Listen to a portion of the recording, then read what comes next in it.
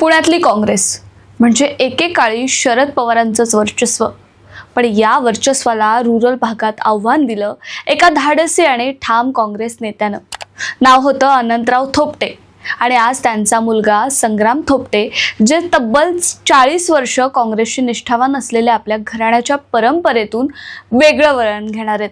पुण्याचं राजकारण कधी काळी काँग्रेसच्या नियंत्रणात होतं. शरद पवारांचं नाव म्हणजे काँग्रेसची ताकद मानली जात होती. पण एक वेळ अशी आली की पवारांनी काँग्रेसला रामराम केला आणि राष्ट्रवादी काँग्रेसची स्थापना केली. पण भोर तालुक्यानं मात्र वेगळी वाट धरली. इथल्या माजी शिक्षण मंत्री अनंतराव थोपटे यांनी शरद पवारांच्या विरोधात काँग्रेसचा झेंडा उंच ठेवला.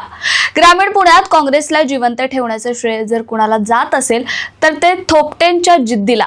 अनंतराव थोपटेंचा वारसा पुढे चालवणारे संग्राम थोपटे तब्बल 3 वेळा आमदार झाले. भोरवेल्ला मुळशी हा त्यांचा गड बनला. पण सत्तेच्या राजकारणात जिथे निष्ठेपेक्षा गटबाजी आणि जवळीक महत्वाची ठरते, तिथे थोपटे वारंवार डावलले गेले. महाविकास आघाडी सरकारमध्ये मंत्रिपदाच्या शक्यता होत्या, पण त्या शक्यता हवेत विरल्या. 2019 मध्ये नाना पटोले यांनी अध्यक्षपद सोडलं तेव्हा थोपटेंचं नाव चर्चेत आलं. 30 आमदारांच्या समर्थनाचं पत्र देखील दिलं गेलं असंही बोललं जात होतं. पण शेवटी बाजी मारली वडेट्टीवारांनी. पुन्हा एकदा संग्राम थोपटे मागे राहिले. या सगळ्याच घडामोडींमुळे थोपटेंमध्ये नाराजी मात्र वाढत गेली. त्यांनी पक्षश्रेष्ठींना तक्रारी केल्या, पण त्यांना प्रतिसाद मिळाला नाही. विधानसभा अध्यक्ष पदाची संधी हुकली, मंत्रिपद लांबलं आणि एका मागोमाग एक संधी त्यांच्यापासून दूर जात गेल्या. आणि अशाच वेळी भाजपशी संवाद सुरू झाल्याचं सांगितलं जातं. आधी फक्त चर्चा होती, आता ते वास्तवात उतरल्याचं चित्र आहे. 2024च्या विधानसभा निवडणुकीत अजित पवारांनी थोपटेंच्या विरोधात नौक्या शंकर मांडेकर यांना उभं केलं. थोपटे तब्बल 20,000 मतांनी पराभूत झाले. पराभवानंतर ते फारसे सक्रिय दिसले नाहीत. कार्यक्रम, मोर्चे, बैठकांमध्ये त्यांचा सहभाग कमी झाला. आता तेच संग्राम थोपटे रविवारी म्हणजे 22 तारखेला भाजपमध्ये प्रवेश करणार असल्याचं बोललं जातंय. त्यांनी प्रमुख कार्यकर्त्यांची बैठक बोलावली होती. या बैठकीत भविष्यातील राजकीय वाटचालीबाबत चर्चा झाली आहे. बोरवेल्ला मुळशी मतदारसंघात 40 वर्षापासून काँग्रेसचा गड होता.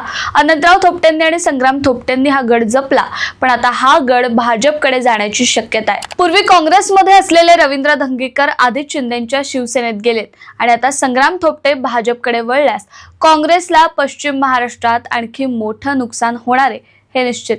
भाजपसाठी संग्राम थोपटे यांचा प्रवेश ही एक स्ट्रॅटेजिक खेळी ठरू शकते. पुणे जिल्ह्यात आपलं वर्चस्व वाढवताना भोरसारखा काँग्रेसचा पारंपरिक मतदारसंघ भाजपकडे वळणं ही मोठीच उपलब्धी असल्याचं देखील राजकीय पटलावर बोललं जातंय. आगामी निवडणुकांच्या पार्श्वभूमीवर संग्राम थोपटेंचा भाजप प्रवेश भाजपला मजबूत स्थान देऊ शकतो.